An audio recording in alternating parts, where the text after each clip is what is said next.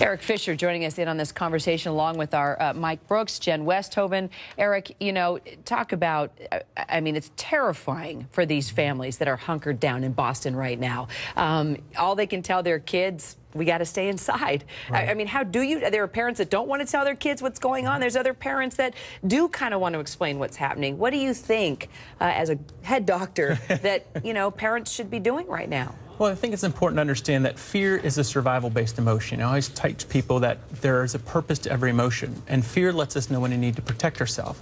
It's the balance between fear and logic that we have to look at, that often when we get into too high states of fear, it can immobilize us and keep us from acting. So the important thing is to let your kids know to look at your options. Always have a plan and work on a plan. You know, if somebody was to knock on the door that you didn't know, what would you do? If you heard popping outside, what would you do? You don't have to necessarily educate your kids on everything. Just educate them on what they need to know.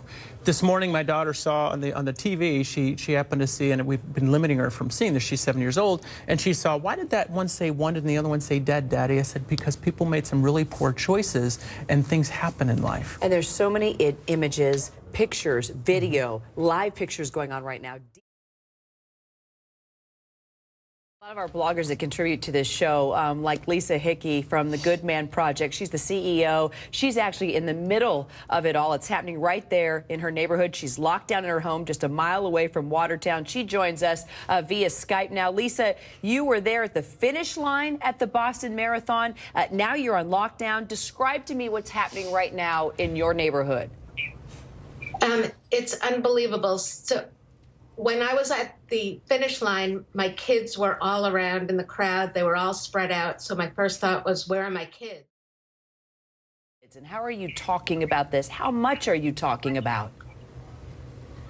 We're talking about it a lot. We're talking about the fact that they're scared, that it feels like a war zone, that we have to keep talking about it with each other and keep trying to process it together and understand what's happening.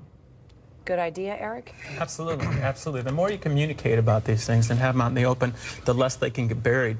In our country, we've been very fortunate to have so few events that in other countries, unfortunately, this is an everyday occurrence. So we have to understand that it's important to not get hardened by these experiences in our lives, but to see that they can happen, be prepared for them, and see that there's so many other good things around us in life. These things just make the headlines.